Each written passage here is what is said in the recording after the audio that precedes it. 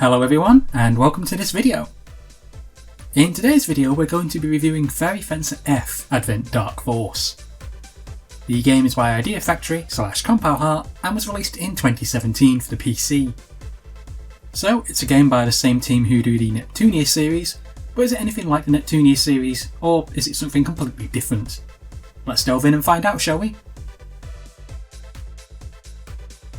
The game's story has you playing the role of a character called Fang. Now, Fang is the game's main protagonist, and he travels around the world with Eren and the rest of the group collecting Furies. That's Furies, not furries. Now, these Furies are swords which possess power, which, when used, remove these other types of swords which have been stabbed into the goddess / vile god. So, to make any of this make sense at all right now, the short version is this. Many centuries ago, two gods fought each other and defeated each other, and both end up in a type of cryo-sleep type state. The Furies you collect during the game are then used to remove what are essentially restraining bolts, and once these are removed, the goddess or the vile god will awaken.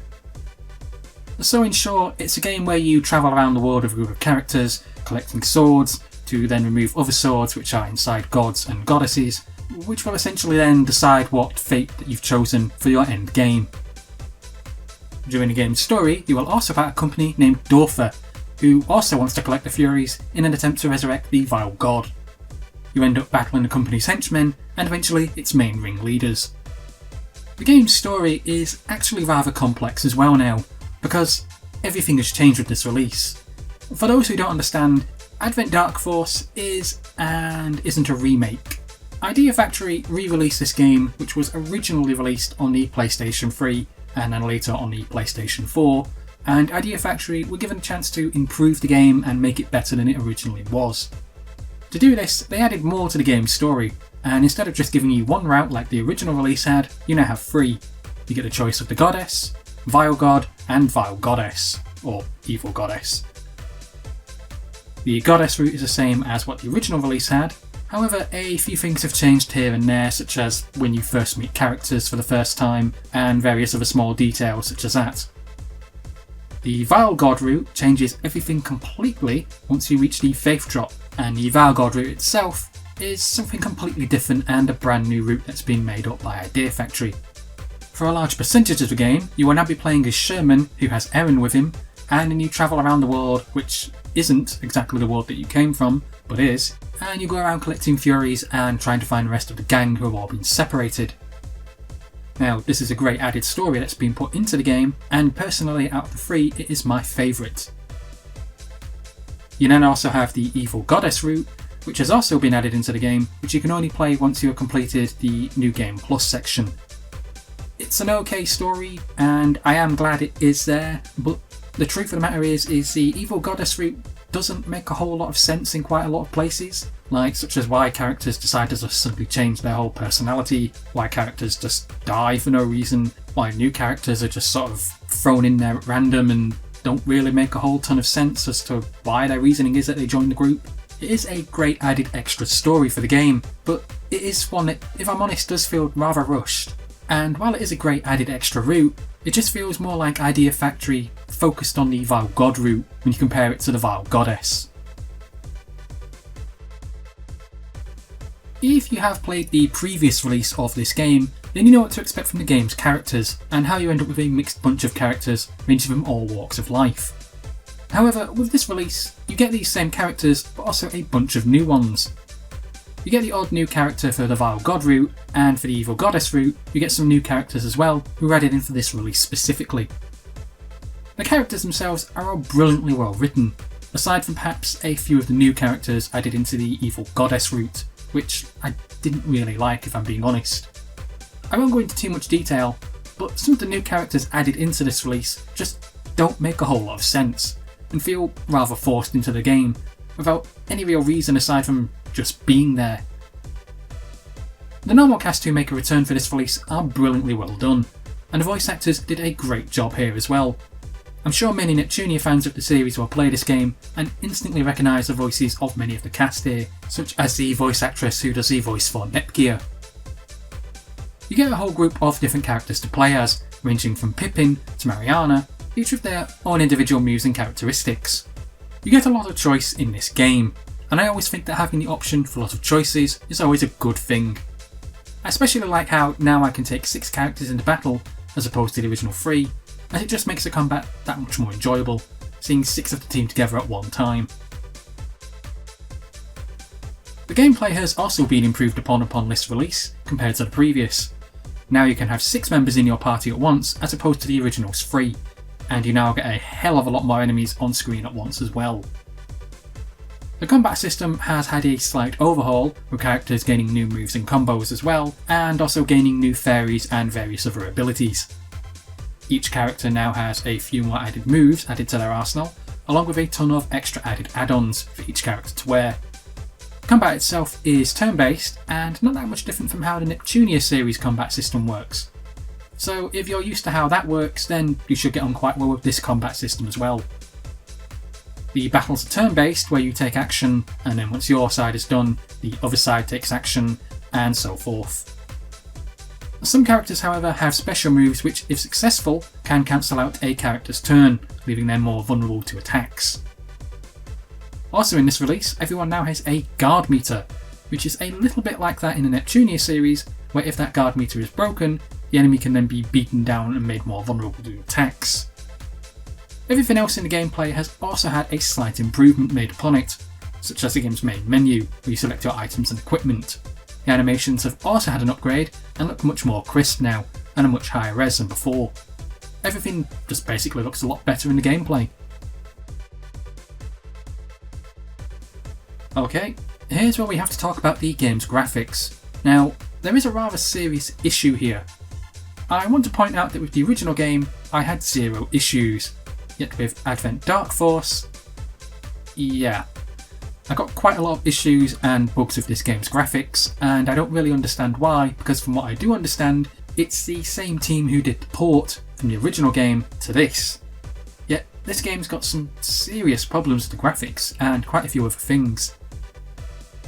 To begin with, the game itself looks great, but issues quickly show up, such as when you're on the world map and you play the game for the first time and everything is absolutely fine. You then exit the game and come back to it the next day or a few hours later, you load up the world map, and then you get this odd flickering mess where the water is, such as this. I don't know why this is there because I'm running this on a GTX 970 right now. And yet, here's the even odder thing. If I then play this game on my other gaming PC, this happens. See that? No issues at all. And this PC here that I'm running this one on is a GTX 670. So my lower end card is getting better results than my higher end card. Okay. It's not just this that's a problem either. The game's got a super serious game crashing bug, where when you're in the world map and you click on a dungeon, the game hiccups and it just freezes like this here, and my game's completely crapped out. And it gets even worse. If you press Ctrl, Alt and Delete, guess what? You can't access the task manager to shut this down and get rid of this black screen. The crash completely craps you out of being able to get rid of this crashed, blacked out screen. And the only way out of this is to open the task manager before you play the game and select Always on Top mode. So that if this does happen, and you do have to press Ctrl Alt Delete, you can access a task manager. This bug happens a lot in this game as well, and I tested this out on 3 gaming PCs that I currently have, and on each one it happened a lot more than twice. It's a serious issue, which even today oddly hasn't been fixed. I don't want to be a Debbie Downer about the graphics, so I'll mention some good things. Everything's been improved upon from the original. 2D animations look better, 3D models look better, and they look a lot more fleshed out. Environments have more enemies in them now, and have more details added to them, such as added extra grass in places here or there, or extra rocks, or other objects just thrown in various places. The game's also got a badass animated intro now, and everything just looks and feels that much better. The graphics are great, but I just wish someone had done something about fixing the game's graphic glitch, where it just ruins the whole experience for the player, especially if you're a newcomer to the series, because if you play this game and you never played the original, you'll just wonder why there's so many bugs in this game's graphics that just crash the game out to the point where you have to restart the whole game again. The world in which you travel in has had a complete overhaul with this re-release. The stages which were present in the original release are here in this title, but they have all had an added extra colour of fleshing put into them, and also extra scenery thrown in here and there to give it more life. The past stages all look and feel that much better than what they originally did before, and feel so much more fleshed out than what they previously did. This release also adds a ton of new stages as well to the game, such as the prison stage and the Desharo Plains. The new stages are a great touch, with some amazing detail put into them, and I really did enjoy the new bigger stages that you can explore in. Idea Factory and Compile Heart took what was a great game and made it even better by adding loads more to the stages for you to explore in. They also added some extra stages in the form of DLC dungeons. These, however, are mostly just for hardcore gamers, as Compile Heart sets some of the stages up so you will need to be at least level 999 in order to not get one hit killed by the very first enemy you come across. The developers basically took the stages from the first game and made them better. You now just feel a lot more happy when you explore these stages than what you did in the original release, where a lot of the stages kinda just felt flat. They feel more fleshed out now with more colour and more life added to them. It really does show what a new lick of paint can do to an old game. If I already own the original game, is this game actually worth it or not? I'll be honest, yes it is worth it even if you have played the original game. If you haven't played the original game, then yes, it's worth it even more, as you're going to be playing and enjoying a whole new experience. The game isn't that different from the original release, if you go story-wise. That is, of course, if you're going via the goddess route, and everything is kind of the samey, with a few changes here and there. I'm sure many previous players, like myself, will be playing this game just to jump straight into the vile god route, and then the evil goddess route. Now, doing this brings two new experiences to the game, and it changed a whole lot for the story, which is great because the vile god route, I really felt Idea Factory were trying to redeem Sherman and how he comes across in the original goddess route. I really felt that Idea Factory had basically taken the original release and then took this release and tried to focus on the vile god route as the main route for the game. And I really did enjoy the vile god route. I did enjoy it a lot more than the goddess route, because to be honest, I never really understood Sherman's turncoat motives. Whereas in this game, when you play the vile god route, he kinda has his character more fleshed out, so you feel like you understand him more as a whole. It gives him more life, more personality, and you can understand him a whole lot more. The evil goddess route is also a good story, but as I've mentioned previously, it does kinda feel as if it was rushed, and a lot of things in it don't make a whole lot of sense. You get random new characters just thrown in here and there without any explanation. They don't really seem to have any personality or any reason for being there, just aside from they're there. It just kind of feels like a route that was made just to put Mariana in your team and give Lola a little bit more of a backstory. Now, while I'm not saying that's a bad thing, it does just feel rushed, and it does kind of feel as if Idea Factory had put more time and effort into it, they could have had a better story than what we were given. But if I'm being honest, I can forgive them, because I really did think that the Vile God route was excellently well done.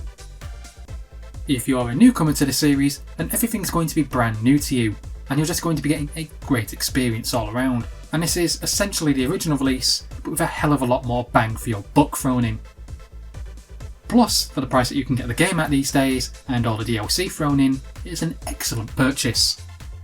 It's a great game with a few flaws here and there, and a few bugs which really do need fixing, but if you can get past that, you're left with a great game and a great story to tell, which has a great cast of characters, and you'll just end up loving. It's a good game all around. It may have its flaws, it may not be perfect, but it is a great game, so definitely one to pick up. Well, that's it for this video guys. Thanks for listening, thanks for watching, and please subscribe.